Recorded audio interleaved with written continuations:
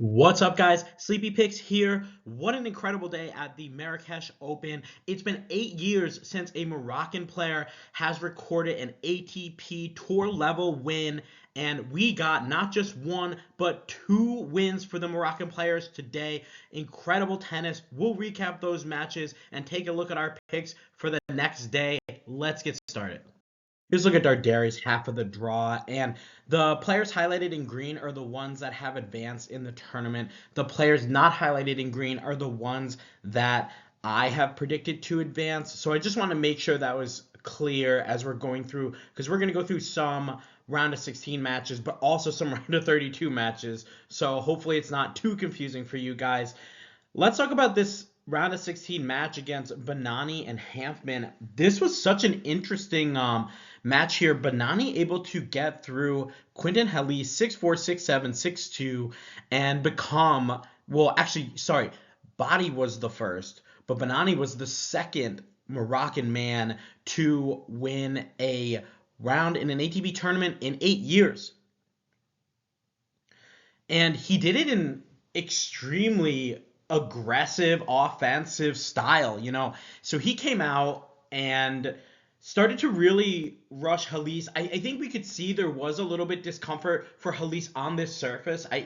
Obviously that adjustment period, and it's very hard when you have a guy, one that as Halys, you're able to usually draw up videos of how these guys play and everything, but I'd be curious to see how much film they were able to find on Bennani. So a lot of times the first 3 or 4 games are trying to figure out what works for this guy and what doesn't, and what you can potentially attack. And the thing that I love, Bennani from the start was playing just such aggressive tennis. He was moving around his backhand to rip his forehand inside out, inside in. I can't tell you how many times I saw Halys just frozen while Bennani stepping in to hit that huge forehand. So we got to credit to Bennani. He was able to, even losing the second set, you would think okay, now it's going to start to turn for Halys. This needed to be a straight set win for Bennani, but he's able to come in and then clutch up,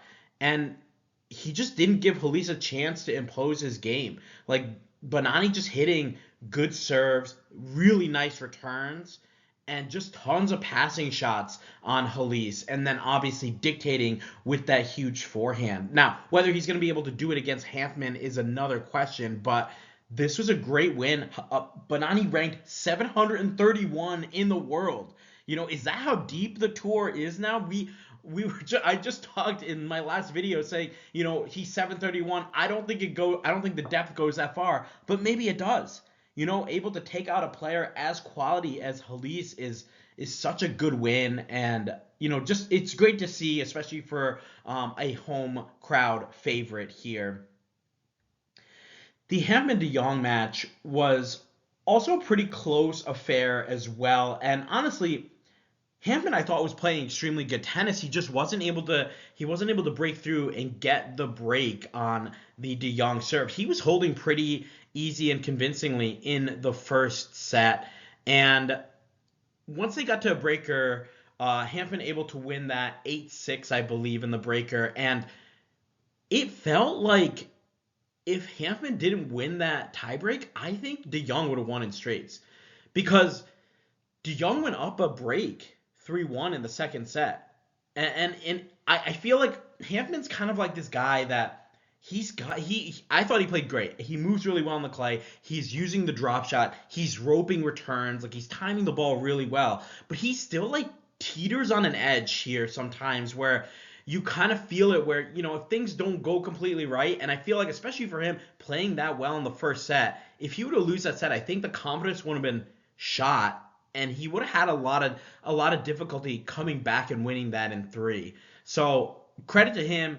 He's able to fight back from a breakdown in the second set and then get a final break in a tough back and forth game at 5-4 on de Jong's serve. Hanfmann able to win that match by breaking de Jong, and he advances here to play Bennani. And obviously no head-to-head here for these guys, we now have Hanfmann, who is sitting at 6-2 on the clay, Bennani, who is 4-2 on the clay, and I can't wait to watch this match because I want to see, you know, Halise, not really a great clay quarter. Hanfmann is a pretty solid clay quarter. He has a lot of confidence on the surface. You could tell when he came back, there really wasn't a break-in period. Yeah, he played those Miami and Indian Wells, but there wasn't a break-in period here for him, kind of transitioning back to the clay. So I can't wait to see how Hanfmann handles that big forehand of Bennani, or if Hanfmann's able to just be the aggressor and not give Bennani any chances to rope that forehand. I think that's probably where we're going to be going with this one. I also don't think Bennani's going to get a lot of looks on the second serve of Hanfmann. I think Hanfmann plays his serve a little bit stronger than Halise does on the second serve side. So all of this considered, I would love to see Bennani win another round. I think that would be awesome. The crowd was definitely amped to see him win, especially right after Baadi came in and beat Vukic. But I'm going to go with Hanfmann here. I think he's the better player on the clay. I think he's going to find a way to win. Definitely look out for, if we see Hanfmann kind of play a good set and maybe lose it, definitely look out for the mentality there of Hanfmann, because maybe Bennani can kind of ride that and the crowd into a win over Hanfmann, but he's going to have to play a pretty solid match if he wants to be a player on the clay as quality as Hanfmann is. So I'm going to go with Hanfmann. I think it's going to be straight sets. Give me Hanfmann in straights. Next match, we have Corentin Moutet against Taha Baadi, and Moutet getting the bye here, so nothing to really talk about there. Taha Baadi becoming the first Moroccan man to win an ATP Tour level match in 8 years. So extremely amazing accomplishment, especially the way he did it against Vukic. And, we talked about Bennani able to just kind of come in and play aggressive, be offensive. And Baadi was kind of like the opposite. He was defending really well. He played a lot of long points. He started to recognize how uncomfortable Vukic was on the clay, and you could really see it. Those longer points that Vukic kind of had to move around a little bit more, he just wasn't able to hit those shots or hit the shots that he wanted, or felt confident with his footwork on the surface. Now, he was able to win the second set, and I feel like he turned on the aggression. He started to be the aggressor in most of these points, taking the ball early, coming into net, and that kind of took Baadi a little bit off guard, because we did have Baadi was playing a little bit more of a defensive type game, and Baadi able to make the adjustments and get a break and an insurance break to beat Vukic, and he just did it by playing solid clay court tennis. He is only 3-3 on the year on the clay, but he looked like the better clay quarter than Vukic did. So you got to credit him. Obviously, Baadi 587 in the world. Now his live rank is 560, moving up obviously with that win. But 587 in the world, he's able to take out the number 3 seed in this draw, Moutet. That's an amazing accomplishment. And awesome for the crowd to witness as well. Both those matches, guys, I would highly recommend, even if you can only watch the highlights, I would highly recommend watching Bennani and Baadi play. Two impressive players, different styles, but just awesome to see some Moroccan success in the Marrakech Open. Baadi now plays Moutet, and this will be Moutet's first clay court match of the year, so will be interesting. He was 10-9 in 2025 on the clay, 22-15 in 2024 on the clay. Not the greatest on the clay. 22-15 is a pretty good record, but I can see this being kind of a tricky match. Baadi's definitely gonna make Moutet play a lot of longer points, and I'll be interested to see how Moutet is able to handle that. One, with the adjustment coming from the hardcourt, he's coming off that 6-1, 6-4, third round loss to Sinner, but did have a nice 3-set win over Mahatch, and now has to make the adjustment on the red clay. So I'll be really interested to see kind of how that turns out. Um, I gotta go with Moutet to win this. I think seeing these guys, I think it's been great, seeing them win, but I think Moutet's gonna be a little bit stronger here. I think he's going to figure out a way to win. I'm going to go with Moutet, but I'm going to go with Moutet to win in 3 sets. I still think Baadi's able to get a set, kind of like we talked about with Bennani, riding the crowd and being able to get, maybe a little bit more pressure on Moutet. And that was something I felt with, maybe not so much with Vukic, but with Halys for sure. I think he double faulted on the set point.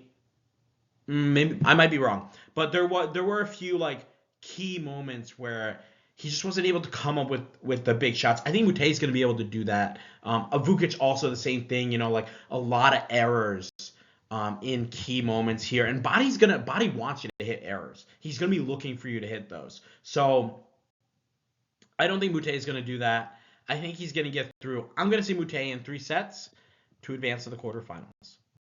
Our next match is a round of 32 match with Rocha taking on Trungelliti, and both able to get through the qualifiers. Rocha beating Sanchez 6-3, 6-2 in the first round of qualifying, and then Budkov Jair 6-1, 6-2. And remember, Budkov Jair from the next gen, he's an up-and-comer. Maybe he doesn't have a lot of comfort on the clay just yet.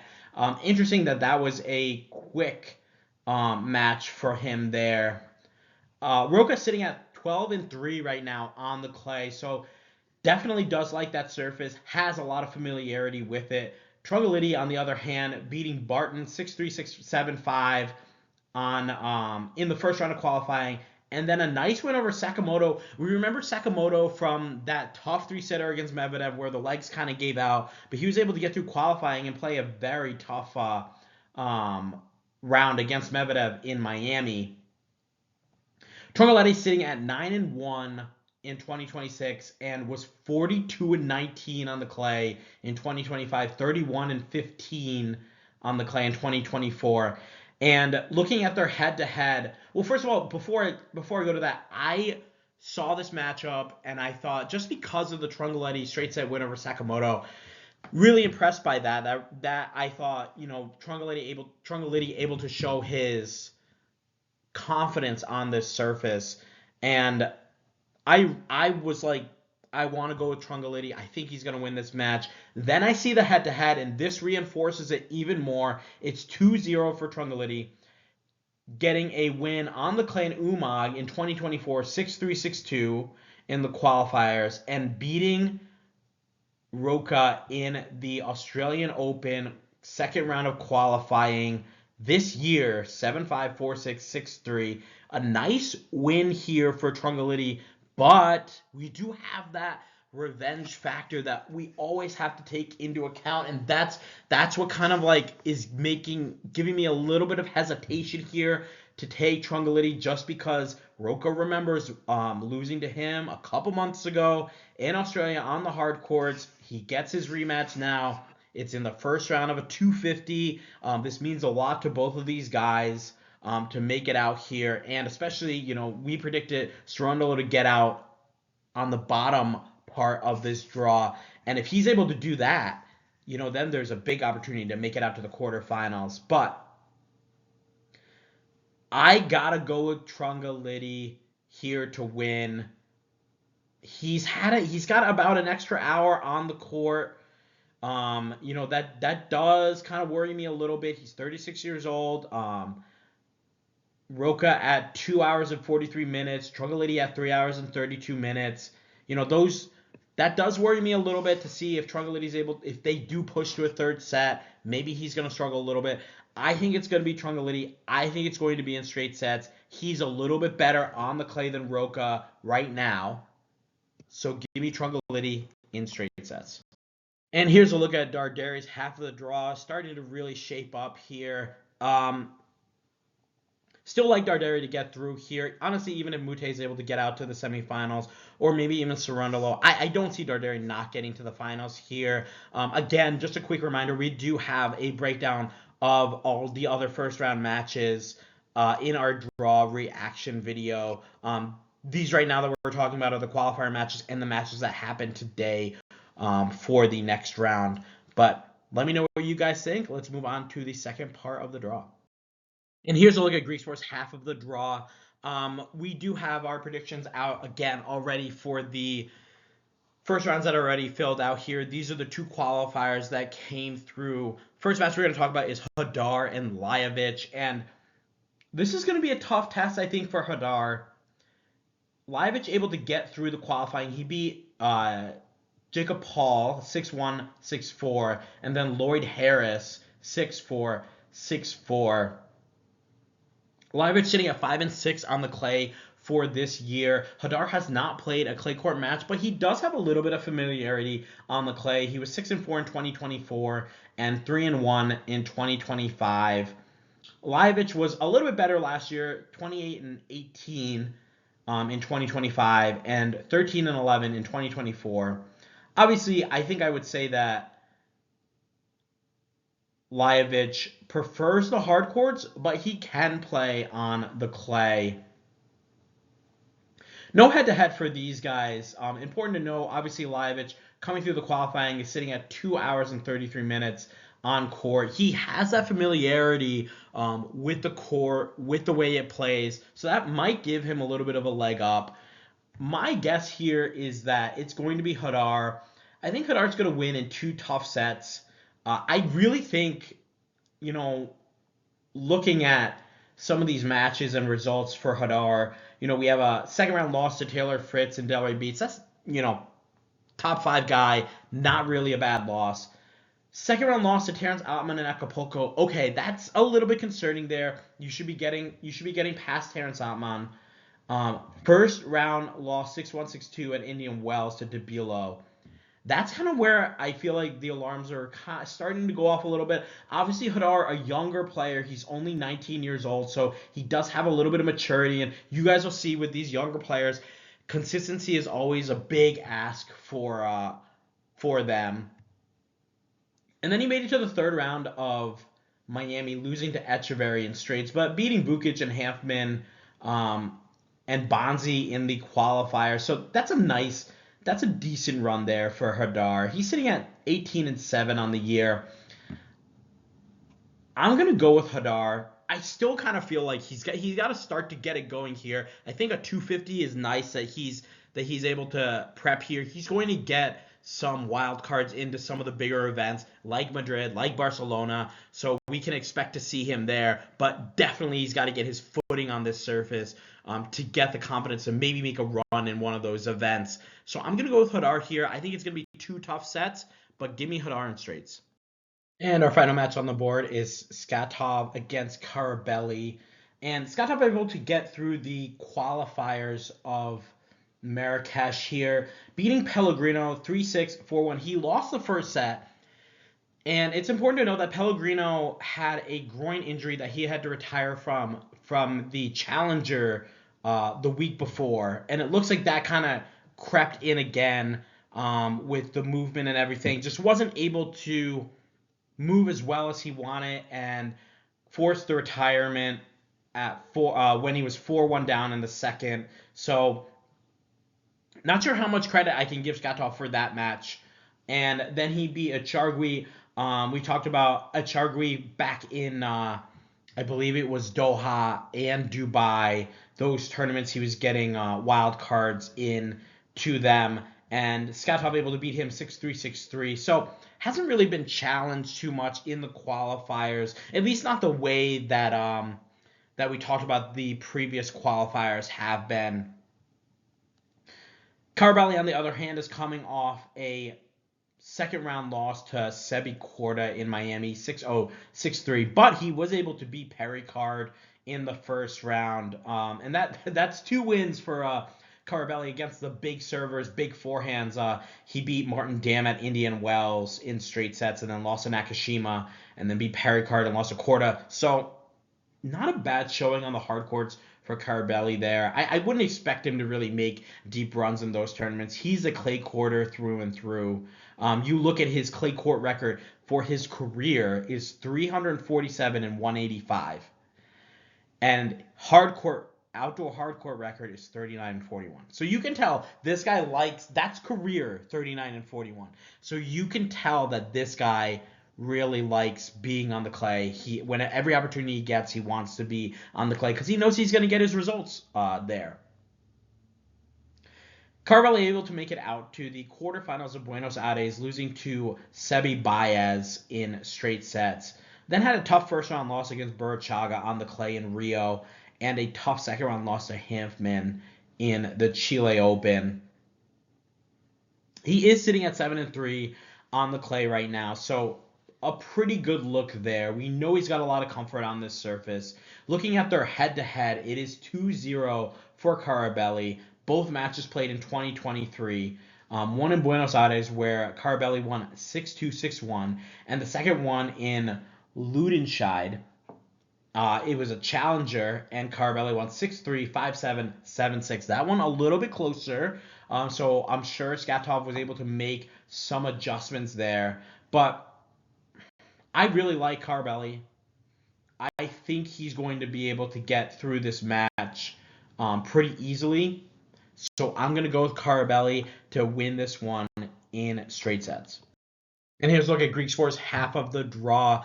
We did talk about this a little bit. You know, I do have some upsets here with Medjedovic and Berrettini winning over the 6-seeded Kopriva and Buse respectively. I do kind of like Carabelli to maybe make a run out here. I'll be interested to see how Griekspoor does. He hasn't been bad on the clay courts, so I'll be interested to see how he plays here. And I think this is a really kind of a must-win for Jodar over Lajovic. I think he's got to make a run in a tournament like this to start to get the confidence going that he can actually play in some of these top tournaments and hang with some of these guys. Obviously, we've seen it before on the hard courts, but I'd like to see it on the clay, and then hopefully he can translate it over once he goes to the bigger events like Barcelona and Madrid. But let me know what you guys think. Post your picks in the comments. Would love to hear from you. Thanks for watching. Make sure you like and subscribe. Share your picks in the comments. Share the video. I'm going to try to have daily videos out for the Tiriac Open in Bucharest, Marrakech Open, and the Houston Open. So we'll be able to discuss all of those matches. I'll probably have a Houston Open video out recapping the day today. We got a couple of surprising matches there. Can't wait to talk about them. Thanks again, guys. I'll see you in the next video.